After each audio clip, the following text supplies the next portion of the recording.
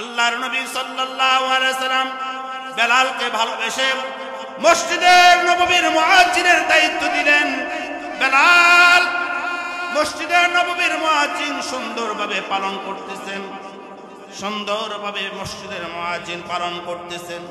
হঠাৎ করে কিছু মানুষ আল্লাহর নবীর কাছে প্রস্তাব এনে দিলেন, ইয়া রাসূলুল্লাহ, ইয়া হাবিবাল্লাহ, ওগো আল্লাহর নবী, আপনি যেই মসজিদের খতিব, আপনি যেই মসজিদের ইমাম, আপনার সেই মসজিদে একজন মুয়াজ্জিন থাকার দরকার, সেরকম উপযুক্ত, সেরকম সুন্দর, সেরকম কণ্ঠ, এরকম একজন মুয়াজ্জিনের দরকার ছিল। ওগো নবী, আপনি যদি আমাদেরকে অনুমতি দেন, আপনি যদি আমাদেরকে অনুমতি দেন, বেলালকে মুয়াজ্জিনের পদ থেকে দূরে সরাইয়া একজন ভালো মুয়াজ্জিন নিয়োগ করা হয়। ও আমার ভাইরা, আমার বাবারা, আল্লাহর নবীর সাহাবায়ে কেরাম আল্লাহর নবীকে কেমন ভালোবাসতো, আর আমরা আখির জমানায় এসে আমরা নবীকে কেমন ভালোবাসি। যে নবীর সাহাবায়ে কেরাম হযরত বেলাল আল্লাহর নবীকে এত ভালোবাসতো, এত ভালোবাসতো, নিজের জানের চেয়েও বেশি ভালোবাসতো, যে বেলাল আল্লাহর নবী সাল্লাল্লাহু আলাইহি সাল্লামের যে মসজিদের ইমাম ও খতিব ছিলেন, সেই মসজিদের মুয়াজ্জিন ছিলেন হযরত বেলাল। আল্লাহর হাবিব যে মসজিদের ইমাম, হযরত বেলাল হলো সেই মসজিদের মুয়াজ্জিন। ও আমার ভাইরা, বাবারা, দিলের কান লাগিয়ে শোনো, বেলাল কিভাবে মসজিদের মুয়াজ্জিন হইল। বেলাল তো সুন্দর ছিল না, বেলাল ছিল কালো কুৎসি ছিল, বেলাল এত বংশধারী লোক ছিল না, বেলাল এত অর্থনৈতিক দিক দিয়ে সবল ছিল না, বেলালের তো ধন সম্পদ ছিল না, বেলালের তো জোর ছিল না, বেলালের তো আল্লাহু আকবার টাকা পয়সার দ্বন্দ্বলতের পাহাড় ছিল না। রহমাতাল লিল আলামিন যে মসজিদের ইমাম, আর সেই মসজিদের মুয়াজ্জিন হলো হযরত বেলাল। আল্লাহর নবী সাল্লাল্লাহু আলাইহি সাল্লাম বেলালকে ভালোবেসে মসজিদের নববীর মুয়াজ্জিনের দায়িত্ব দিলেন। বেলাল মসজিদের নববীর মুয়াজ্জিন সুন্দরভাবে পালন করতেছেন, সুন্দরভাবে মসজিদের মুয়াজ্জিন পালন করতেছেন। হঠাৎ করে কিছু মানুষ আল্লাহর নবীর কাছে প্রস্তাব এনে দিলেন, ইয়া রাসূলুল্লাহ, ইয়া হাবিবাল্লাহ, ওগো আল্লাহর নবী, আপনি যেই মসজিদের খতিব, আপনি যেই মসজিদের ইমাম,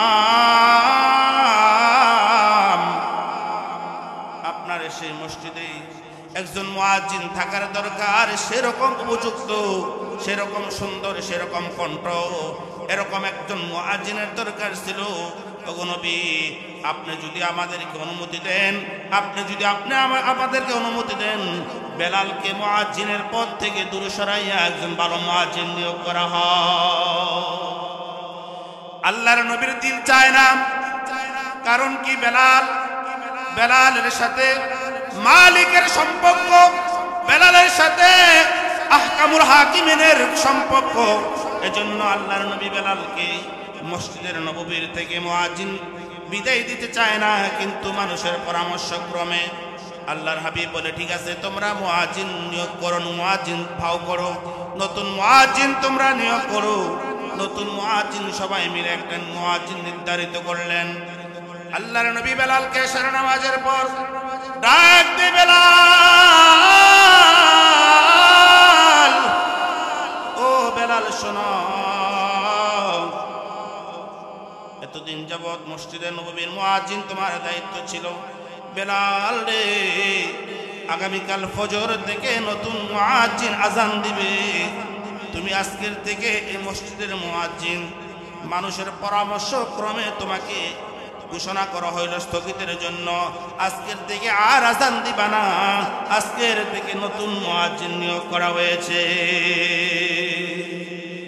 আল্লাহর নবী যখন বেলালকে বললেন, বেলাল আজান দিবা না, ও আমার ভাবারা, ও আমার ভাইরা, দিলের কান লাগে শোনো, বেলাল তো গরির কোনায় গিয়ে বসে থাকে নাই। বেলাল দুটা চোখের পানি ঝরনার মতো ছেড়ে দিল, চোখের পানি ছাড়ে আর কান্দে, ওরে মালিক, তুমি আমাকে কালো বানাইছো, তুমি আমাকে কুশ্রী বানাইছো, কণ্ঠ সুন্দর তুমি বানাইছো। আমার তো কোনো ক্ষমতা নাই, কণ্ঠের কোনো আমার ক্ষমতা নাই। কালো হয়েছি আমি, সুন্দর হওয়ার আমার ক্ষমতা নাই। সব কিছু করেছো তুমি আল্লাহ। ও মালিক, আজকে যদি কণ্ঠ বলিষ্ঠ কণ্ঠ হতো, আজকে আমি মসজিদে নববীর মুয়াজ্জিন থেকে না বাদ যাইতাম। ও মালিক, আজকে যদি সুন্দর হইতাম, আজকে মসজিদের মুয়াজ্জিন থেকে আমি বাদ না পড়তাম গো আল্লাহ। মালিক, দুনিয়ার মানুষ আমাকে বাদ দিয়ে দিতে পারে, কিন্তু তুমি আল্লাহ তো আমাকে বাদ দিতে পারো না। ও মালিক, তোমার কাছে আমি কান্দি, তুমি একটা ফয়সালা করিও। চোখের পানি ফালায় আর বেলাল কান্দে। আল্লাহর আরশে আজিম, আল্লাহর আরশে আজিম, আল্লাহর আরশে আজিম এই কথাগুলো যখন পৌঁছে গেল, আল্লাহর আরশে আজিম কাঁপতে শুরু করে দিল। ফজর রক্ত হলো, ফজর রক্ত হলো। নতুন মুয়াজ্জিন এসে সুন্দর সুরে সুন্দর কণ্ঠে আজান দিয়ে দিল। কিন্তু মালিকের কি ফয়সালা, এত সুন্দর আজান হয়েছে কথাটি পূর্ব আকাশ আর পরিষ্কার হয় না। মসজিদে নববীতে আজান হয়েছে, ফজর রক্ত আজান হয়েছে, কিন্তু পূর্ব আকাশ আর পরিষ্কার হয় না। পূর্ব আকাশ আরো অন্ধকার হয়ে আসছে, মনে হয় আরো যেন গভীর রাত্র হয়ে আসতেছে। আল্লাহর নবী সাল্লাল্লাহু আলাইহি সাল্লাম পেরেশানির মধ্যে পড়ে গেলেন। হারে কি ব্যাপার, কি ব্যাপার! অন্যদিন আজান দিলে পূর্ব আকাশ পরিষ্কার হয়, ফজরের নামাজের জন্য প্রস্তুতি নেওয়া হয়, কিন্তু আজকে দেখা যায় পূর্ব আকাশ আর অন্ধকার হয়ে আছে। কি ব্যাপার, কি ব্যাপার! বুঝতে পারলেন না। আল্লাহর নবী পেরেশান হয়ে গেলেন। ও আমার বাবারা, ও আমার ভাইরা, ও আমার দোস্তরা, মনের কান দিয়ে শুনো। বেলাল যে আল্লাহর সাথে গভীর প্রেমের সম্পর্ক করে ফেললেন, এই খবর কিন্তু রাহমাতাল লিল আলামিন সরকারে কায়নাত দু জাহানের বাদশা জনাব মুহাম্মদ রাসূলুল্লাহ সাল্লাল্লাহু আলাইহি সাল্লামের খবর নাই। ঠিক না বেঠিক? যদি খবর থাকতো বেলালকে বলতো, বেলাল তুমি মসজিদে নববীতে আযান দিয়ে দাও। যদি আযান না দাও, পূর্ব আকাশ কিন্তু আর পরিষ্কার হবে না। আল্লাহর নবী চিন্তায় পড়ে গেলেন, পেরেশানিতে হয়ে গেলেন। এমন অবস্থা আল্লাহ তাআলা জিব্রাইলকে পাঠিয়ে দিলেন। জিব্রাইল, যাও আমার বন্ধুকে সালাম দাও, আমার বন্ধুকে আহলান সাহলান মারহাবা জানায় দাও। আর সালাম জানায় দিয়ে বলো, ওগো বন্ধু, আমার বন্ধুকে সালাম দিয়ে বলো তোমার মালিকের পক্ষ থেকে এলান হয়ে গেল, আমার মালিকের পক্ষ থেকে এলান হয়ে গেল। যতক্ষণ পর্যন্ত ফজরের আজান বেলালের মাধ্যমে না দেওয়া হবে, ততক্ষণ পর্যন্ত আর পূর্ব আকাশ পরিষ্কার হবে না। গভীর রাত্র আরো বেড়ে যাবে। বেলালের আজান হয় নাই, আরশে আজিমে আজানের শব্দ পৌঁছে নাই। আমার আরশে আজিমে যতক্ষণ পর্যন্ত বেলাল আজান না পৌঁছবে, ততক্ষণ পর্যন্ত আমি পূর্ব আকাশ আর পরিষ্কার করব না। সুবহানাল্লাহ, জোরে বলেন সুবহানাল্লাহ। আল্লাহর নবীর কাছে যখন জিব্রাইল এসে সালাম জানায় বললেন, ইয়া রাসূলুল্লাহ, অতি তাড়াতাড়ি করে বেলালকে বলেন আজান দিতেন, কারণ এতদিন মুয়াজ্জিন নিয়োগ করা হয়েছিল। মুয়াজ্জিন নিয়োগ করা হয়েছিল দুনিয়ার মানুষ দ্বারা, দুনিয়ার জনগণ একত্রিত হয়ে মুয়াজ্জিন নিয়োগ করা হইল। কিন্তু আজকে মুয়াজ্জিন নিয়োগ করিলেন স্বয়ং রব্বুল আলামিন। কে মুয়াজ্জিন নিয়োগ করলেন? আল্লাহ তাআলা মুয়াজ্জিন নিয়োগ করলেন। বেলাল আজান দিলেন, পূর্ব আকাশ পরিষ্কার হলেন, নামাজে দাঁড়াইলেন। বাবা, বেলালের এত বড় পাওয়ার কিসের মাধ্যমে? কিসের মাধ্যমে? বেলাল আল্লাহর সাথে গভীর সম্পর্ক করেছিলেন। বেলালের ছিল ঈমান, বেলালের ছিল ঈমান, বেলালের ছিল ঈমান। ঈমান নামক দৌলত বড়ই দামি জিনিস, কথা ঠিক না বেঠিক? এজন্য আল্লাহ তাআলা বলেন, আল্লাযীনা আমানু আল্লাযীনা ইয়াযকুরুনাল্লাহা কিয়ামান ওয়া কুউদান ওয়া আলা জুনুবিহিম ওয়া ইয়াতাফাক্কারুনা ফি খালকিস সামাওয়াতি ওয়াল আরদ রব্বানা মা খালাকতা সুবহানাকা ফাকিনা আযাবান নার। আল্লাহ বলেন আল্লাযীনা ইয়াযকুরুনাল্লাহ কিয়ামান, যারা আমি আল্লাহ পাকের জিকির তিন অবস্থায় করে তারা হলো দুনিয়ার জমিনে সবচেয়ে বড় বুদ্ধিমান। আমাকে যারা তিন অবস্থায় স্মরণ করে তারা হলো দুনিয়ার জমিনে সবচেয়ে বড় বুদ্ধিমান। কয় অবস্থা? তিন অবস্থায়। আমরা কয় অবস্থা থাকি? তিন অবস্থায় থাকি। আমরা কয় অবস্থা থাকি? তিন অবস্থায় থাকি। দাঁড়িয়ে থাকি অথবা বসে থাকি অথবা শুয়ে থাকি, কথা ঠিক না ঠিক? আল্লাহ আয়াতে কারিমার মধ্যে আমাদেরকে বলে দিলেন যারা দাঁড়ানো অবস্থায় আমি মাওলার জিকির করবে, যারা বসা অবস্থায় যারা আমার মাওলার জিকির করবে, যারা শোয়া অবস্থায় আল্লাহ পাকের জিকির করবে, তারাই দুনিয়ার জমিনে সবচেয়ে বড় বুদ্ধিমান। তারাই কি সবচেয়ে বড় বুদ্ধিমান? এজন্য বাবার আমার ভাইরা আল্লাহ পাকের জিকির, আল্লাহ পাকের জিকির, আল্লাহ পাকের জিকির বেশি বেশি করে করার দরকার আছে কিনা?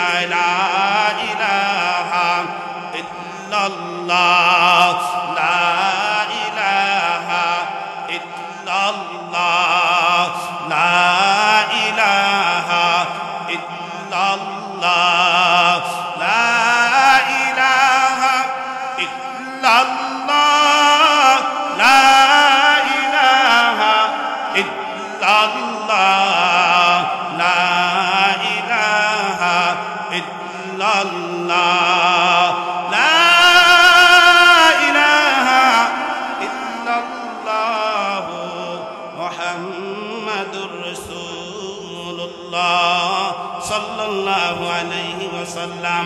আল্লাহ পাকের জিকির দাঁড়ানো অবস্থায় চলবে, আল্লাহ পাকের জিকির বসা অবস্থায় চলবে, আল্লাহ পাকের জিকির শোয়া অবস্থায় চলবে।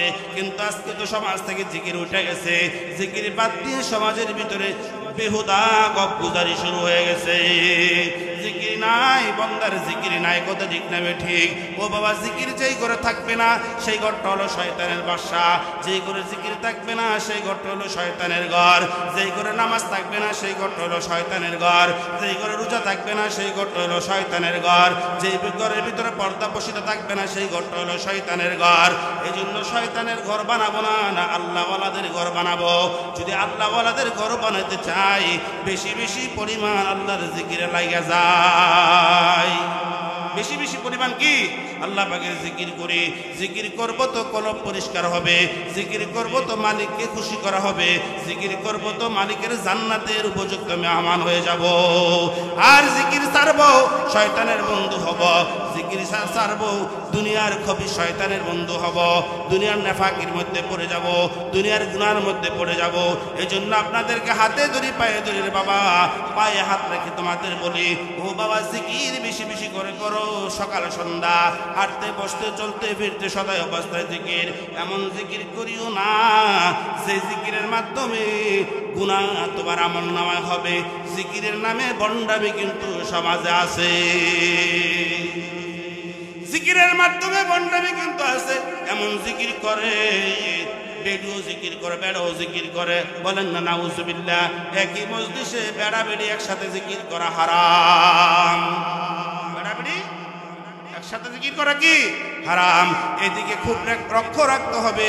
জিকির করো বাবা আল্লাহওয়ালারা যেভাবে জিকির করছে, জিকির করো বাবা আল্লাহওয়ালারা যেভাবে জিকির শিক্ষা দিয়েছে, এইভাবে জিকির যদি করতে পারো তুমি আল্লাহকে খুশি করে জান্নাতের উপযুক্ত মেহমান হয়ে যাবা।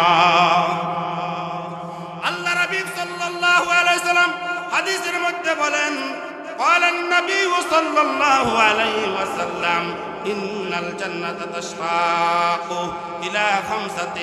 আল্লাহর হাবিব বলেন, আল্লাহর হাবিব বলেন যে 5 গুণে গুণান্বিত যে হবে, কয় গুণে গুণান্বিত? 5 গুণে গুণান্বিত যে ব্যক্তি হবে সেই ব্যক্তির জন্য আল্লাহ তো জান্নাত অপেক্ষা আছে। 5 গুণ যার ভিতরে থাকবে সেই ব্যক্তির জন্য আল্লাহর তৈরি জান্নাত অপেক্ষা আছে। এখনই সেই 5 গুণ আমাদের জানার দরকার আছে রে। 5টা গুণে গুণান্বিত হইলে আল্লাহর তৈরি জান্নাত। জান্নাত কি মামুর বাড়ির টিকিট লাগছে নাকি? দুনিয়া ঢাকার বাড়ি লাগছে নাকি? তোমার যে জান্নাত দিবে ঢাকার গুলশানের বাড়ির মতন জান্নাত হবে নাকি? না রে না বাবা। বাবারে আমেরিকার একটা বড় বাড়ির মতন হবে নাকি? না রে না বাবা। দুনিয়ার যত বালাখানা দেখি, দুনিয়ার যত অট্টলিকা দেখি, জান্নাতের বিন্দু পরিমাণ সমতুল্য হবে না। কথা ঠিক না ঠিক? এই দুনিয়াকে যদি 10-12 বিক্রি করা হয়, জান্নাতের ভিতরে যে হুরেগাল মানগুলো তোমাকে আমাকে দান করবে, হুরেগাল মানের যে উন্নাগুলো থাকবে, উন্না যদি একবার বিক্রি করা হয়, এই দুনিয়া 10 দুনিয়া সমান বিক্রি করলো, একটা উন্নার মূল্য যদি হবে না, একটা উন্নার মূল্য হবে না। যদি উন্নার যদি 10 দুনিয়ার সমান এই দুনিয়ারে বিক্রি করলো, যদি 10 বার বিক্রি করলো, যদি একটা উন্নার মূল্য যদি তোমার আমার না হয় জান্নাতের, ও আমার বাবা দুনিয়ার তো কোনো মূল্যই নাই। কথা ঠিক না ঠিক? জান্নাতের তুলনায় দুনিয়ার কোনো মূল্যই নাই। এজন্য বাবা আল্লাহ রাব্বি বলেন যে ব্যক্তি 5 গুণে গুণান্বিত হবে তার জন্য জান্নাত অপেক্ষা আছে রে বাবা। সেই 5 গুণগুলো আমাদের থাকার দরকার আছে কি নাই? সেই 5 গুণের মধ্যে 1 নম্বর গুণ হচ্ছে আল্লাহর হাবিব বলেন তালিল কোরআন। কোরআন তেলাওয়াত করা। কি তেলাওয়াত করা? কোরআন তেলাওয়াত করা। আজকে তো সমাজ থেকে কোরআন উঠিয়া যাইতেছে, আজকে তো সমাজ থেকে কোরআন পালায়া যাচ্ছে। কারণ কি? কোরআনের সম্মান নাই, কোরআনের মর্যাদা নাই, কোরআনের কথা চলে না, কোরআনের আইন সমাজে নাই, কোরআনের আইন রাষ্ট্রতে নাই, কোরআনের আইন এই জগতে আমাদের নাই। কথা ঠিক না ঠিক? কোরআনের আইন বলে থাকবে, কোরআনের আইন রাষ্ট্রে থাকবে, কোরআনের আইন সমাজে যখন থাকবে এই সমাজটা সুন্দর হয়ে যাবে। বেপরদা থাকবে না, বেসরা হবে না, ঢোলডাক্কর বাজবে না, হ্যাঁ, বন্ডামিরা বন্ডামি করতে পারবে না, চোর চুরি করতে পারবে না, ডাকাত ডাকাতি করতে পারবে না, মদকুর মদ খাইতে পারবে না, জুয়াকুর জুয়া খেলতে পারবে না, হ্যাঁ, বিভিন্ন খারাপ জিনিসগুলো করতে পারবে না। কারণ কি? কারণ কি? কারণ কি? কোরআন যখন সমাজে জারি হয়ে যাবে, কোরআনের আইন যখন বাস্তবায়ন হয়ে যাবে, কোরআন যখন সমাজের মধ্যে প্রতিষ্ঠিত হবে, সব দুলিশাত চলে যাবে। কথা ঠিক না বেঠিক? এই জন্য আল্লাহর হাবিব বলেন বেশি বেশি করে কোরআন তেলাওয়াত করে কি করো? বেশি বেশি করে কোরআন তেলাওয়াত করো। বেশি পরিমাণ। কেমন পরিমাণ? সকালে কোরআন পড়ো, বিকালে কোরআন পড়ো, রাত্রে কোরআন পড়ো, দুপুরে কোরআন পড়ো।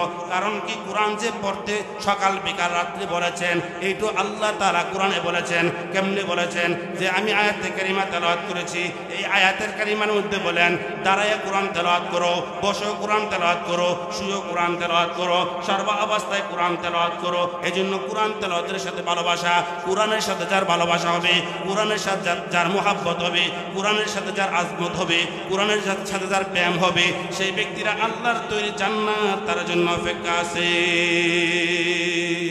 কোরআন শিক্ষা কর মুসলমান, কোরআন শিক্ষা কর,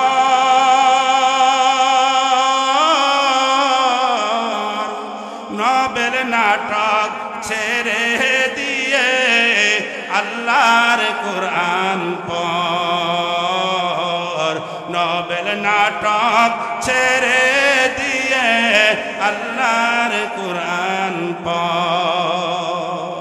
যার সিনাতে আছে কোরআন নাই গো তাহার ডর। বলেন আল্লাহু আকবার। যার সিনাতে আছে কোরআন নাই গো তাহার ডর। কোরআন সারা হৃদয় খানি শয়তানেরই ঘর। কোরআন শিক্ষা কর মুসলমান, কোরআন শিক্ষা কর, নবেল নাটক ছেড়ে দিয়ে আল্লাহর কোরআন পড়, নবেল নাটক ছেড়ে দিয়ে আল্লাহর কোরআন পড়। বলেন আল্লাহু আকবার। ও আমার বাবারা, কোরআনের তেলাওয়াত বেশি বেশি জারি করা। ছেলেকে কোরআন তেলাওয়াত শিক্ষা দিতে হবে, মেয়েকে কোরআন তেলাওয়াত শিক্ষা দিতে হবে, বিবিকে কোরআন তেলাওয়াত শিক্ষা দিতে হবে। কোরআনের তেলাওয়াত যখন বেশি করে চালু হবে, এই সমাজের ভিতরে আল্লাহর রহমত বর্ষিত হবে। আর যে ব্যক্তি কোরআনের সাথে মহাব্বত রাখবে, কোরআন বেশি বেশি তেলাওয়াত করবে, সেই ব্যক্তির হাসর হবে। আল্লাহ তাআলা বলেন, সেই ব্যক্তি দুনিয়ার থেকে বিদায় নিতে দেরি হবে, তার জন্য জান্নাত আল্লাহ তাআলার অপেক্ষা করতেছেন। সাথে সাথে দুনিয়ার থেকে বিদায় নিবে তো সে জান্নাতে প্রবেশ করে ফেলবে। এজন্য কোরআন, ও বাবা, কোরআনের সাথে মহব্বত ছিল বাইজিদ বুস্তামি রহমাতুল্লাহ আলাইহি। কোরআনের সাথে মহব্বত ছিল কারি ইব্রাহিম সাহেব রহমাতুল্লাহ আলাইহি, উজানির কারি ইব্রাহিম সাহেব রহমাতুল্লাহ আলাইহি। কোরআনের সাথে ভালোবাসার থাকার কারণে উজানির জমিনে যখন আসলেন, আসিয়া দেখে জঙ্গল আর জঙ্গল আর জঙ্গল। এমন অবস্থায় কারি সাহেব রহমাতুল্লাহ আলাইহি জঙ্গলের ভিতরে তাকাই দেখে ছোট্ট একটা গম্বুজ দেখা যায়।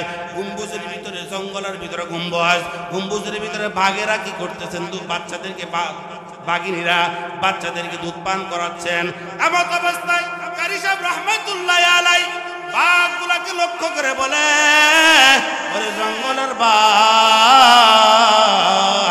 আল্লাহ পাকের গোলাম, আমরা এখানে এসেছিলাম আল্লাহ পাকের কোরআনের আইন জারি করার জন্য, আল্লাহ পাকের কোরআন তেলাওয়াত করার জন্য, আল্লাহ পাকের জিকির করার জন্য।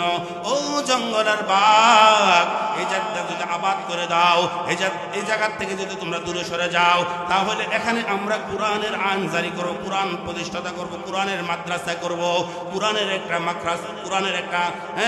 মাদ্রাসা করে ফেলবো। ও জঙ্গলের বাঘ, এখান থেকে তোমরা দূরে সরে যাও। আল্লাহর ওলি বলতে দেরি হয়েছে রে বাবা, সাথে সাথে জঙ্গলের বাঘ এখান থেকে সাথে পলায়ন করে ফেলেছে। কার মহব্বত? শুধু কোরআনের মহব্বত, কথা ঠিক না বেঠিক? কারি সাহেব রহমাতুল্লাহ আলাইহির সিনাতে ছিল কোরআন। কোরআনের ভালোবাসার কারণে, সেই কারি সাহেব রহমাতুল্লাহ আলাইহির কারণে বাংলার জমিনে সর্বপ্রথম কোরআনের তেলাওয়াত সহি শুদ্ধভাবে তেলাওয়াত প্রসিদ্ধ হয়েছে।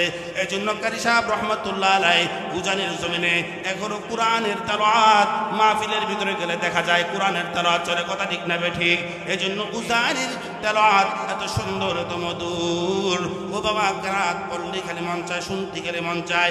এজন্য কোরআন তেলাওয়াতের সাথে যারা ভালোবাসা থাকবে, আল্লাহ তাআলা তাকে জান্নাতের জন্য তার প্রস্তুতি, জান্নাত বানায় রেখে দিয়েছেন। তার জন্য আল্লাহ তাআলা তাকে জান্নাতের মালিক বানিয়ে দিবেন। আল্লাহর হাবিব বলেন, তালিল কুরআন, তোমরা বেশি বেশি করে কোরআন তেলাওয়াত করো। ওয়া হাফিজুল লিসান, 2 নম্বর গুণ হয়েছে তোমাদের জবানকে হিফাজত করো। কোন জিনিসকে হেফাজত করার জন্য বলছেন? জবানকে হেফাজত করার জন্য বলছেন। আজকে আমাদের সমাজে জবান হেফাজত নাই, বেহুদা কথা চলে, গান চলে, বাদ্য চলে, ঠিক না বেঠিক?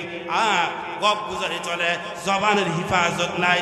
ও বাবা, এক আল্লাহর বান্দা দীর্ঘ 40 বছর যাবত দুনিয়ার জমিনে বসবাস করতেছেন, আল্লাহর জিকির আর কোরআন তেলাওয়াত ব্যতীত আর কোনো কথাই বলে নাই, পরিজন ব্যতীত কোনো কথাই বলে নাই। শুধু আল্লাহর জিকির, শুধু আল্লাহর জিকির, শুধু কোরআন তেলাওয়াত।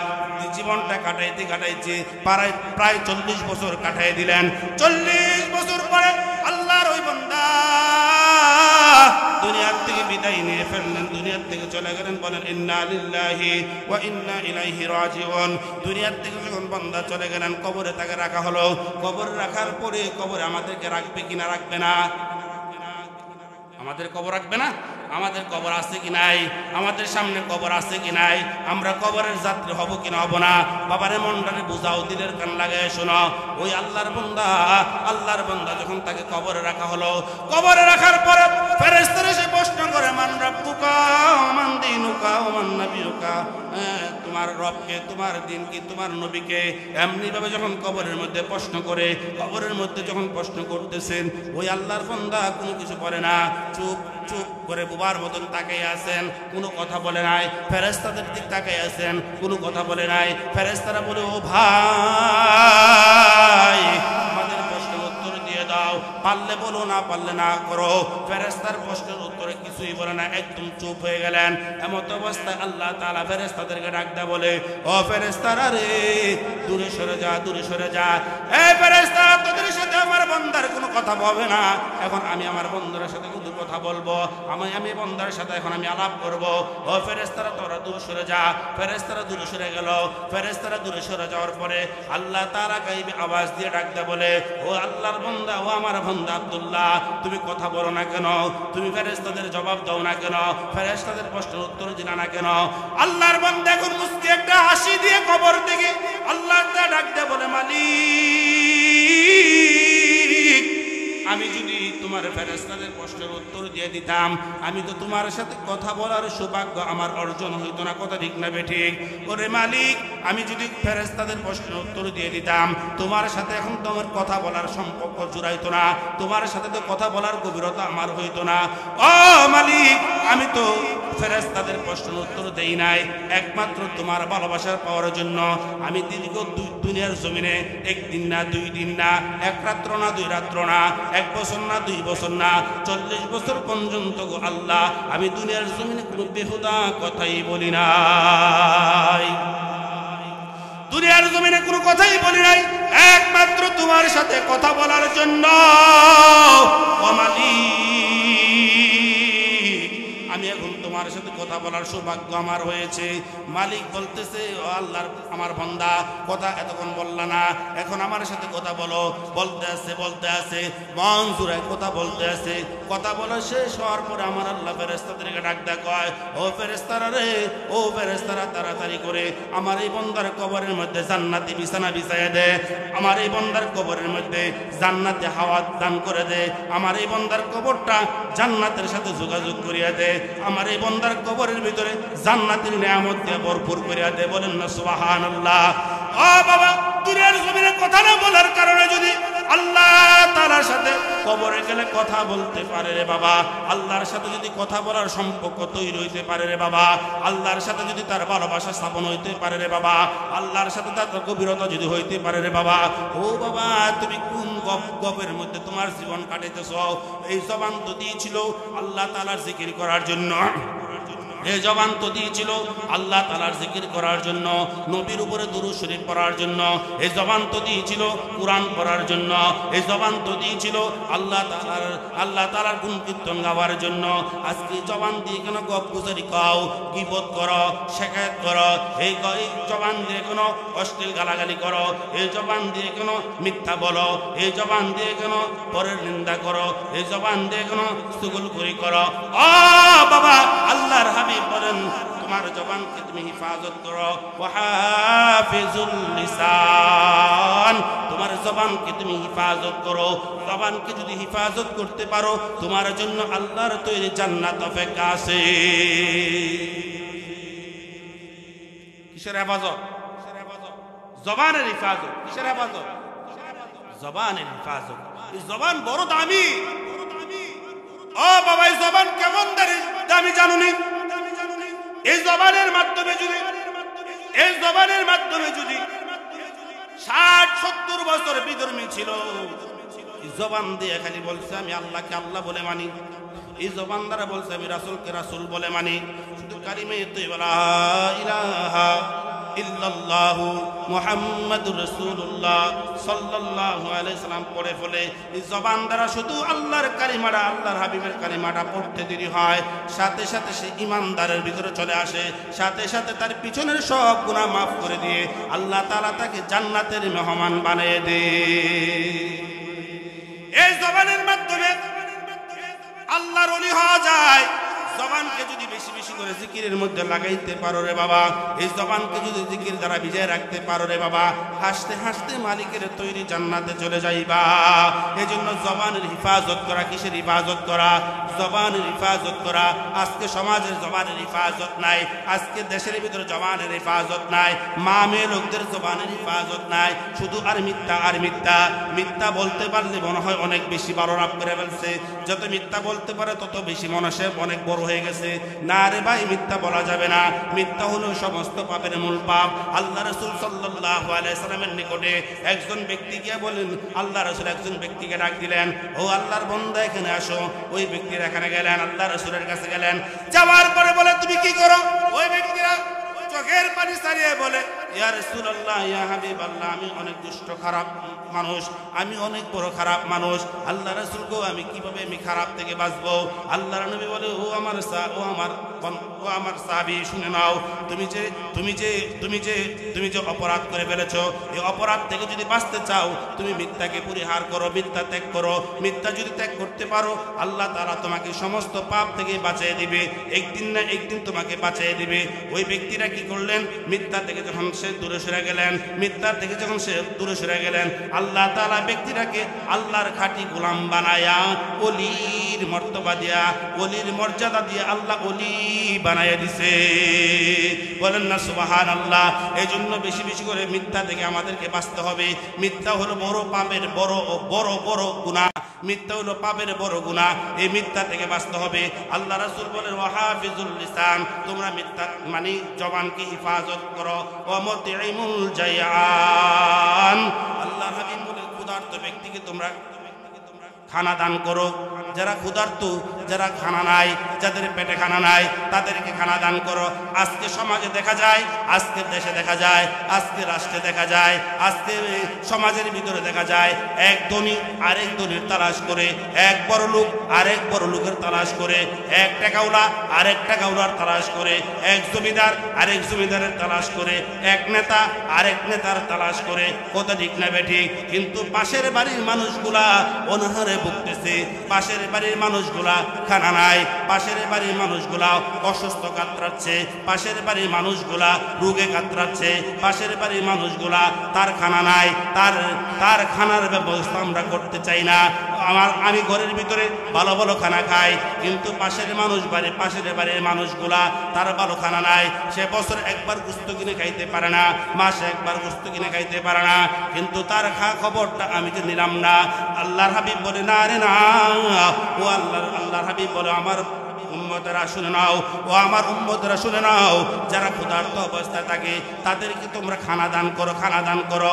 এজন্য মসজিদ মাদ্রাসা এতিমখানা আছে, এতিমখানার ছাত্রদের মাঝে মাঝে খোঁজখবর নেওয়া, এতিমখানার ছাত্রদেরকে খানার বন্দোবস্ত করে দেওয়া। কারণ কি? এতিমখানার ছাত্ররা অনেক সময় কি খানার জন্য অনেক মাদ্রাসায় কষ্ট করে, এই ছাত্রগুলাকে তালাশ করে খানার ব্যবস্থা করে দেওয়া।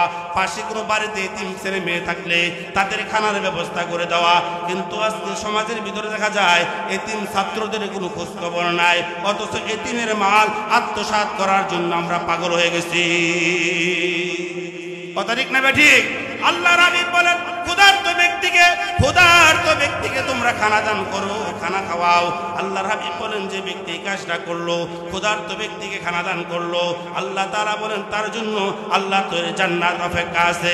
এখন আপনি আমি যোগ বিয়োগ করে দেখি, আমরা কোনোদিন ক্ষুধার্ত ব্যক্তিদের তালাশ করে আমরা খানা দান করছি নি? যদি খানা দান না করে থাকি, আমরা তো এই হাদিসের উপর আমল আমাদের হইল না।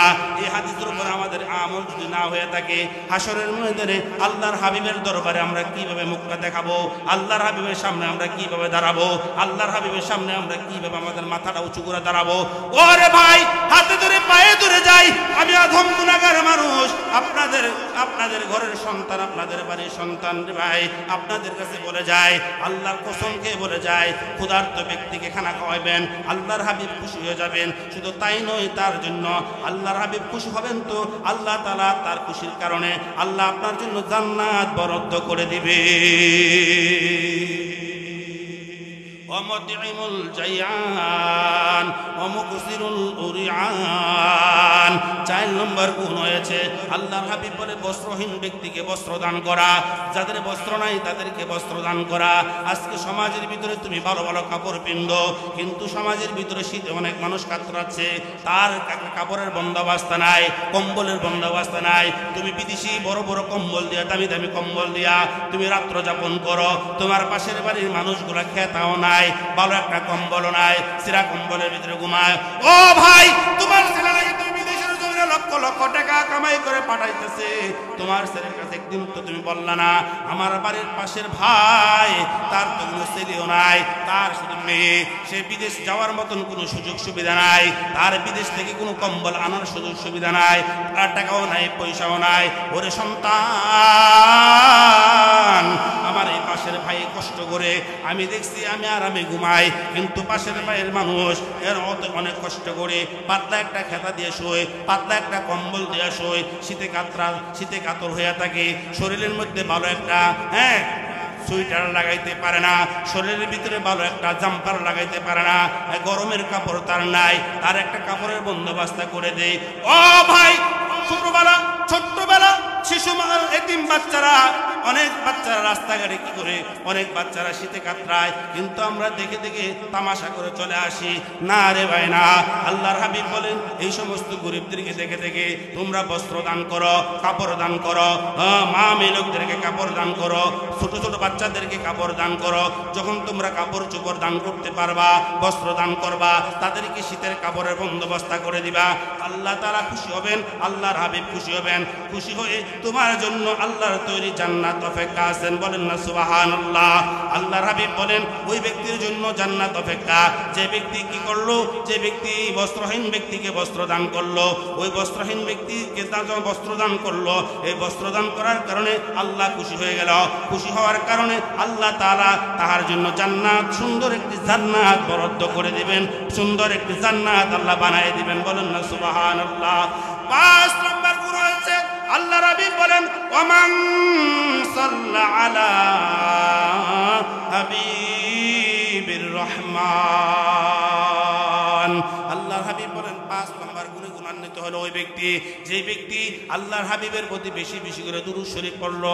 রহমান আল্লাহর হাবিবের প্রতি দুরূদ শরীফ পড়লো, আল্লাহর হাবিবের প্রতি বেশি বেশি দুরূদ সালাম পড়লো। আজকে সমাজে তো বেশি দুরূদ নাই, দুরূদ লয়ে কিন্তু ফার্সের অভাব নাই। খাড়ায় দুরূদ পড়বে না বইয়া দুরূদ পড়বে, কইতা দুরূদ পড়বে না দাঁড়ায় দুরূদ পড়বে, এই নিয়ে খালি মাথার মধ্যে টেনশন। কথা ঠিক না ঠিক? দুরূদের নামে চলে ভণ্ডামি, দুরূদের নামে চলে শয়তানি, দুরূদের নামে চলে বিভিন্ন। কিন্তু আল্লাহর হাবিব যে দুরূদ শিক্ষা দিয়েছেন সেই দুরূদ আমরা বেশি করে পড়ার দরকার। যে দুরূদ সাহাবায়ে কেরাম পড়ছেন সেই দুরূদ বেশি করে পড়ার দরকার। যে দুরূদ তাবিন পড়ছেন সেই দুরূদ বেশি করে পড়া দরকার। তারপরে যারা বানায় অনেক দুরূদ বানাইছে সেই দুরূদ থেকে বলেন তো যে দুরূদটা নবী স্বয়ং পড়ছে, সাহাবায়ে কেরাম পড়ছে, সেই দুরূদটা বেশি দামি না? অনেক জবানায় 400-500 বছর পরে যারা দুরূদ বানাইছে, বিভিন্ন কাসিদা বানাইছে, সেই দুরূদগুলা বেশি দামি। আল্লাহর হাবিব যেই দুরূদগুলা জবান দ্বারা পড়ছে সবচেয়ে দামি হলো সেই দুরূদগুলা পড়া, সবচেয়ে বেশি দামি। এজন্য দুরূদের সম্রাট, দুরূদের রাজা হলো দুরূদ ইব্রাহিম। আজকে সেই দুরূদ আমাদের সমাজে নাই। একজন মুসল্লিকে যদি বলে ওরে ভাই দুরূদ ইব্রাহিমটা সুন্দর করে পড়ো, মুসল্লি বলবে দুরূদ শরীফ, দুরূদ ইব্রাহিম আবার কোনটা? দুরূদ ইব্রাহিমের নাম হইছে শুনলো না? যে দুরূদটা নামাজের ভিতরে পড়া হয় সেই দুরূদটার নাম হলো দুরূদ ইব্রাহিম। কথা ঠিক না ঠিক? আমরা সুন্দর করে এই মাহফিলের ভিতরে আবার আমরা পড়ি, বলেন আল্লাহুম্মা সাল্লি আলা মুহাম্মাদ ওয়া আলা আলি মুহাম্মাদ কামা সাল্লাইতা আলা ইব্রাহিম ওয়া আলা আলি ইব্রাহিম ইন্নাকা হামিদুম মাজিদ। আল্লাহুম্মা বারিক আলা মুহাম্মাদিন ওয়া আলা আলি মুহাম্মাদ কামা বারাকতা আলা ইব্রাহিম ওয়া আলা আলি ইব্রাহিম ইন্নাকা হামিদুম মাজিদ। এই দুরূদের নাম হলো দুরূদ ইব্রাহিম। এই দুরূদটা বেশি না কম? আরো জোরে বলেন। শুধু নামাজ না, নামাজের বাহিরও